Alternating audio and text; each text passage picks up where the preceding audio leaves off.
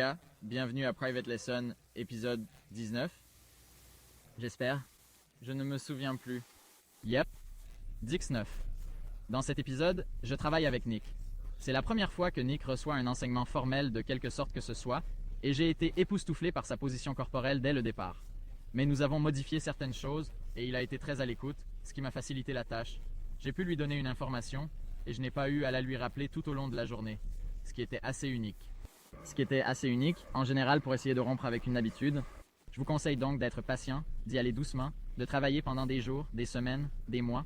Plus vous roulez longtemps et plus vous avez de mauvaises habitudes, plus il vous faudra de temps pour vous en défaire. Comme toujours, les gars, commentez dessus. Dites-moi ce que vous attendez de ces vidéos de leçons particulières. Je vais essayer de continuer à les faire tourner. J'ai été sur la piste tous les jours depuis que cette histoire de virus a commencé. Encore une fois, juste un rappel. Il n'y a que quelques-uns d'entre nous sur la piste tout au long de la journée, et nous restons tous séparés. Les personnes avec lesquelles je prends mes leçons sont une ou deux à la fois. Soit ils portent un casque, soit j'en porte un. Nous ne sommes pas téméraires, alors pas besoin de commentaires négatifs. Appuyez sur le bouton d'abonnement ci-dessous et appréciez la vidéo.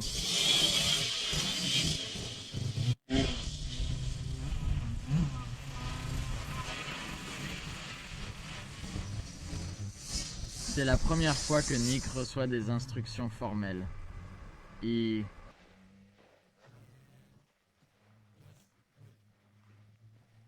n'ai pas vu sa ligne de base. Je n'ai même pas eu l'occasion de le voir s'échauffer avant de commencer. Ce qui m'énerve beaucoup, car soit il avait déjà une position d'attaque extraordinaire, soit il est tout simplement le meilleur auditeur du monde, car je lui ai donné un aperçu complet, de la tête aux pieds, de la position d'attaque que je voulais qu'il suive, et il l'a fait absolument parfaitement. Maintenant, la seule chose que nous remarquons, je vais essayer de l'arrêter et de garder les choses très simples pour lui, c'est qu'il roule sur un ou deux rapports trop bas, donc à chaque fois qu'il accélère, c'est super rapide et il veut l'éjecter de l'arrière, et quand il décélère, il a un freinage extrême du moteur et il veut l'éjecter de l'avant. Donc c'est la seule chose qui lui rend la vie difficile en ce moment. Si j'étais un coureur de rue et que je vous surprenais en train de passer par-dessus de temps en temps, vous vous rattraperiez et vos coudes commenceraient à faire ça, mais je vous regarderais les remettre en place. Je pense que si je changeais de vitesse, ou si j'appuyais un peu sur le frein, ça pouvait sortir et je devais les remettre en place.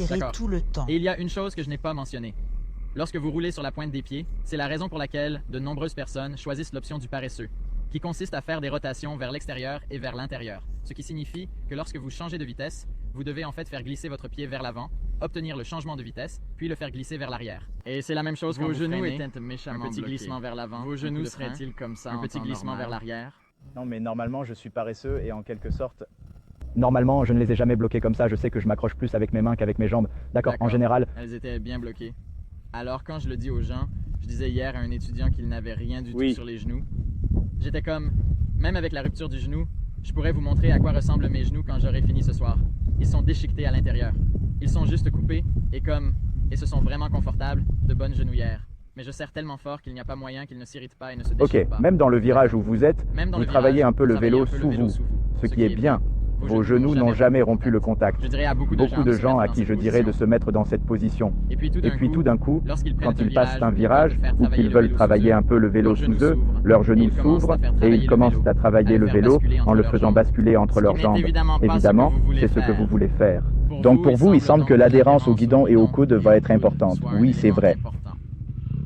Une chose que j'ai remarqué dès le départ, et qui sera super évidente lorsque vous regarderez la vidéo, c'est le choix de votre vitesse. Vous roulez une voire deux vitesses trop basses. Et ce qui se passe, c'est que lorsque vous accélérez, tu es en deuxième vitesse et c'est comme si, et je peux te voir, tu te faisais tirer de l'arrière. Lorsque vous décélérez, le moteur freine de manière si agressive que vous êtes presque projeté par-dessus l'avant. Dans une ligne droite, vous devriez être en quatrième vitesse. Rétrogradé d'un rapport pour le virage, vous devriez être en troisième dans ce virage, où vous êtes probablement en deuxième maintenant. Oui. Et puis peut-être envisager de passer la quatrième en remontant la côte. Écoutez-le. Vous ne voulez pas? Je sais que c'est un 25 et qu'il veut crier un peu. Oui, c'est vrai. Mais passez une ou deux vitesses de plus et... D'accord. Évidemment, vous ne voulez pas qu'il cale, mais cela vous permettra d'adoucir votre conduite. Les bosses seront plus douces. Lorsque vous atterrissez sur des sauts, vous ne devez pas avoir l'impression de descendre d'un immeuble de 5 étages. Cela doit être agréable et doux. Si vos genoux sont au-dessus du siège. Alors, si vos genoux sont au-dessus du siège, d'accord, ce qui peut arriver dans certaines situations, même si vous reculez vos genoux un peu plus loin que ça, vous devez essayer de vous agripper avec la meilleure chose suivante. Vous devez essayer de vous agripper à la meilleure chose suivante, c'est un peu ce que je dis. Pensez à des gars comme Benny Bloss, il fait littéralement 6'6", je crois. Il s'accroche probablement avec ses bottes Alpinstar. Ouais, c'est... Tu vois ce que je veux dire? Mais c'est comme ça qu'on fait. Oui, et il m'a demandé si je devais avancer mes genoux pour compenser et essayer de les faire entrer dans le vélo. Non, vos genoux ne devraient pas. Quand vous êtes debout, il y a des exceptions à toutes les règles, mais vos genoux ne devraient pas aller vraiment devant, comme ce point ici quand vous êtes debout. D'accord. Et vous ne le faisiez pas, ce qui était très bien. Beaucoup de gens.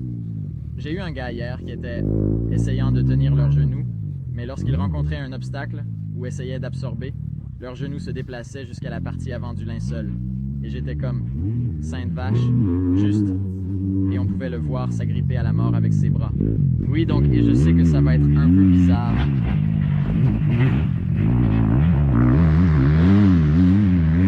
D'accord? Premier passage, déjà 1 million de fois mieux. Donc, au lieu d'être en troisième, il est en quatrième. Et ensuite, il tourne. Au lieu d'être en deuxième, il est en troisième. Une solution simple.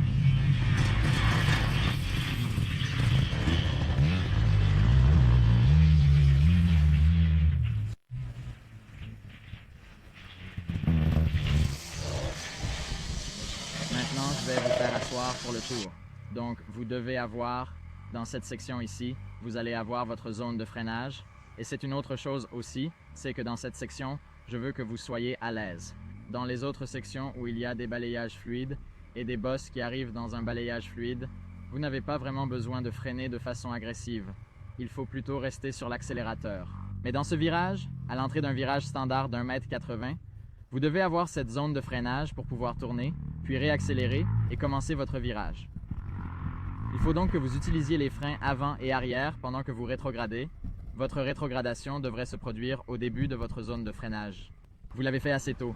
J'ai remarqué que tu rétrogradais à la première tête d'arroseur, là-bas. Oui, c'est vrai. Ce qui pourrait attendre un peu, à moins que vous n'accélériez très fort dans la... C'est ça le truc. Sur mon Kada 50, ma zone de freinage commence peut-être à cette tête d'arroseur, mais c'est aussi parce que j'atterris sur la ligne d'arrivée et que je roule à 25 km plus vite que toi. C'est vrai. Si vous choisissez d'aller à la même vitesse que vous devrez attendre un peu parce que lorsque vous freinez, surtout sur ces Huskies, les freins sont vraiment bons. Votre zone de freinage sera super petite. Si vous vous sentez à l'aise et que votre position le permet, vous êtes dans une position d'attaque tellement forte en ce moment, accélérez un peu sur ce palier, accélérez dans le virage, forcez-vous à freiner. Si vous manquez l'ornière, et alors, la seule chose dont tu dois t'inquiéter, c'est la clôture, qui est loin ici. Je veux dire, tu as une grande marge d'erreur ici. Donc, il a descendu la colline et il a fait un bon travail. Il est bien rentré. Mais il faut s'habituer à ce que ça fait. Quand vous freinez, nous utilisons les freins avant et arrière ensemble, sans embrayage. Si vous tirez sur l'embrayage, la moto va partir en roue libre et quand vous appuyez sur le frein arrière, elle va se bloquer et déraper. Il faut essayer d'utiliser le frein moteur et d'obtenir ce bruit de roue, qui est le bruit du moteur. Avez-vous déjà entendu ce bruit ou le connaissez-vous? Oui, pour l'AVC, je ne l'ai pas vraiment entendu. On peut l'obtenir sur les deux temps. C'est un peu plus difficile à obtenir parce que le frein moteur est un peu moins puissant sur le deux temps, mais c'est quand même quelque chose. Surtout si vous rétrogradez en seconde, vous l'entendrez.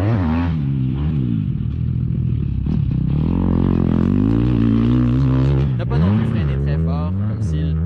ce qui est bien. Je veux dire, il s'est très bien débrouillé dans ce virage, et nous devrions nous forcer à freiner. Une fois que vous avez fini de freiner, et seulement une fois que vous avez fini de freiner, vous pouvez vous asseoir. Votre point d'appui ne doit donc pas se situer avant le dernier rouleau. C'est la clé. Le dernier rouleau est...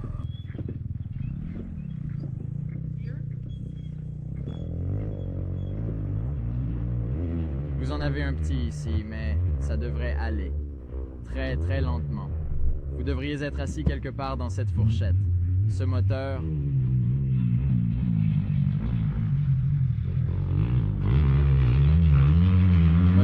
Alors vous pouvez vous asseoir. D'accord. La position assise est l'exact opposé de la position debout. En ce sens que lorsque vous êtes debout, vos fesses maintiennent le poids en arrière, votre poitrine maintient le poids en avant. Quand vous vous asseyez, vos fesses sont à l'avant. Nous ne visons pas un bouchon de gaz, mais nous allons viser juste ici. Probablement un espace d'1 pouce à l'avant du siège. c'est votre fessier qui va placer le poids à l'avant. Le haut du corps va rester un peu plus perpendiculaire au siège. Le haut du corps va donc se détendre un peu. Les coudes doivent être proches de 90 degrés. Si vous êtes trop en avant, asseyez-vous sur le siège. Si vos fesses étaient là et votre poitrine ici pendant le virage, maintenant, tout d'un coup, nous avons beaucoup trop de poids à l'avant. Nous allons donc commencer à ressentir cette sensation de couteau à l'avant. Et quand on accélère, on n'a plus rien à l'arrière, alors l'arrière va danser partout. Les fesses restent donc en avant, mais le haut du corps est plus détendu. Les coudes sont toujours levés. Et laissez ce poids aller dans vos pieds et dans vos fesses. C'est là que nous restons quand nous asseyons. Les coudes sont extrêmement importants. Comme je vous l'ai dit plus tôt, si le coude intérieur tombe, la tête va partir. Dans ce virage à gauche, si votre coude extérieur tombe, ce qui va se passer, c'est que votre poitrine va tourner à l'opposé du virage et votre vélo va vouloir rouler là où votre poitrine est tournée. Votre vélo va donc vouloir rouler vers le haut et sortir du virage. Pied extérieur. Dans ce virage à gauche, ce pied sera sur la cheville, juste sur la pointe des pieds, en appliquant une pression aussi forte que possible. Pensez-y, vous devriez avoir 75 à 85% du poids dans vos jambes et non dans vos fesses. Si vous avez tout le poids dans le derrière, ce que beaucoup de gens sont coupables de faire, dès que vous allez accélérer, vous allez juste vous faire glisser de l'arrière. Cette section est super lisse en sortie de virage, donc s'il y a un endroit où l'on peut s'en tirer, c'est bien ici. Mais pas vraiment, parce que vous allez tout droit vers une phase de saut. Il ne faut donc pas s'asseoir sur le garde-boue arrière lorsque l'on monte sur le tremplin, car on risque alors d'être projeté de façon bizarre. Dans d'autres parties de la piste, dès que vous accélérez, vous n'avez affaire qu'à des rouleaux, des bosses et des bords carrés d'accélération. Donc, si le poids est juste dans les fesses et pas dans les jambes, vous allez vous faire éjecter de l'arrière de la moto. Si ce poids est concentré sur votre pied et votre jambe, vous pouvez absorber et laisser la moto s'asseoir, mais j'appelle cela une fausse position assise. Vous pouvez laisser le vélo s'abaisser et rencontrer vos fesses. Est-ce que cela a du sens? Oui, oui. C'est la même chose que lorsqu'on fait du supercross. On ne se pose pas sur les fesses, parce que ça ferait très mal, non? Un grand saut de ligne d'arrivée, et qu'on atterrit avec les pieds en dehors, en s'asseyant pour le virage. Nous n'atterrissons pas en nous asseyant sur nos fesses, car cela ferait très mal, n'est-ce pas? Bien qu'on ait l'air d'être assis, on rencontre l'impact avec notre jambe qui est sur le repose-pied, de sorte que nos fesses atterrissent très doucement sur le siège. Lorsque vous prenez le virage, on embraye le moins possible, on se fie à la sélection des vitesses et au contrôle de l'accélérateur, ce que vous semblez avoir compris. Si vous êtes dans l'ornière, nous allons travailler cette ornière pour l'instant. Puis une fois que nous aurons réglé ce virage, nous commencerons à travailler le saut. Dans l'ornière, utilisez un peu le frein avant pour manipuler l'angle d'inclinaison. Beaucoup de gens utilisent l'embrayage, alors ils se disent « Oh, zut, ils sortent de l'ornière. Ma moto est trop verticale. Il faut que je prenne plus d'angle d'inclinaison. » Ils tirent sur l'embrayage. Cela ne va pas changer grand-chose à l'angle d'inclinaison. L'utilisation du frein avant va permettre à la moto de descendre instantanément là où vous le souhaitez, puis un peu moins de frein avant va la faire remonter tout en restant sur l'accélérateur. Au lieu de faire ça ou de faire ça comme un fou dans le virage, j'appuie une fois sur l'accélérateur, puis j'utilise le frein avant pour manipuler l'angle d'inclinaison. Je sais que ça peut paraître bizarre, mais surtout quand la piste se développe comme aujourd'hui, où il y a de belles ornières dans beaucoup de ces virages, quand vous pouvez compter sur cette ornière pour vous coller au virage, vous pouvez compter sur le frein avant pour l'angle d'inclinaison.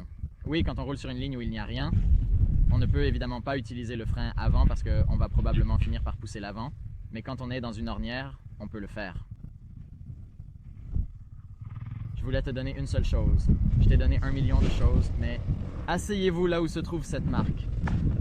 Tu as ta zone de freinage. Rétrogradez au début de la zone de freinage. Une fois assis, adoptez la bonne position et dès que vous sortez du virage, remettez-vous en position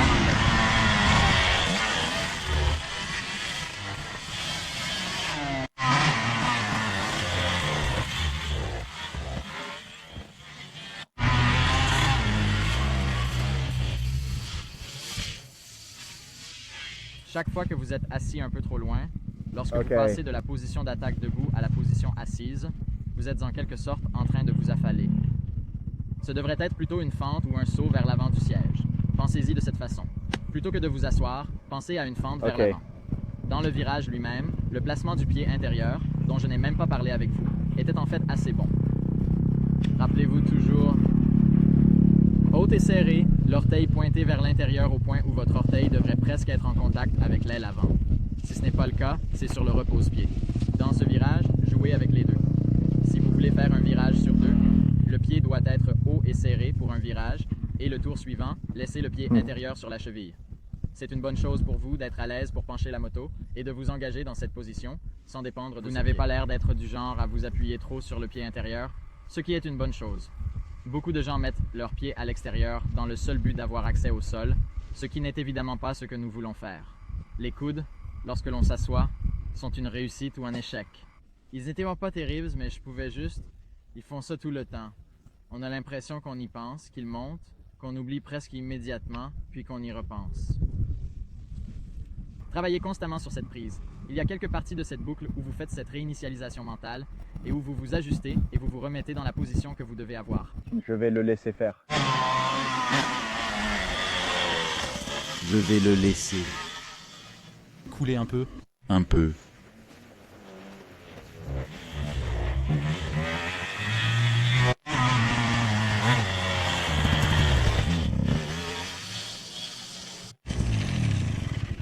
Tu sens que ton vélo veut continuer à sortir de la dernière partie de l'ornière et monter et sortir? C'est à cause de ta position sur la selle. À chaque fois, tu es assis plus en arrière que ça. Oui, t'étais juste là. Il faut faire un saut vers l'avant. Je sais que vous êtes grand, donc vous vous sentez un peu à l'écart avec vos genoux. Oui, je n'entre pas et ne sors pas. Oui, je l'ai fait, mais vous... Mais il faut que tu te mettes à cette place. D'accord. Allez-y maintenant, juste pour que je puisse voir à quoi ressemble votre genou extérieur. Oui, vous avez encore beaucoup de place pour le faire. Vous étiez assise ici et... À chaque fois que je veux me relever aussi. C'est envolé une fois. La dernière fois, c'est la marque de votre pneu avant, juste ici. S'asseoir là où il faut et utiliser le frein avant pour maintenir la roue avant dans l'ornière. Je n'ai pas vraiment vu votre main. Beaucoup en arrière. Je ne pense pas que je fasse de l'avant. Oui, utilisez l'avant et l'arrière lorsque vous freinez pour le virage. Une fois que vous arrivez à cette ligne que j'ai dessinée, vous devriez être complètement débarrassé du frein arrière, plus de frein arrière du tout jusqu'ici.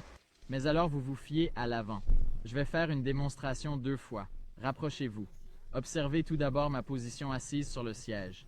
Observez mes coudes, car je les manie très bien, puis mon doigt sur le frein avant et la façon dont j'arrive à faire tourner la roue dans le virage.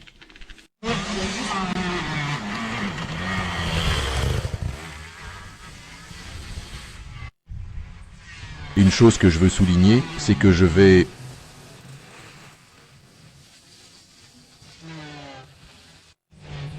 le laisser.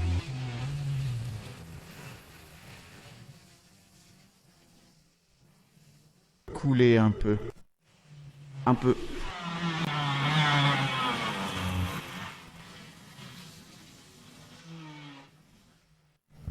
Je vais... En fait...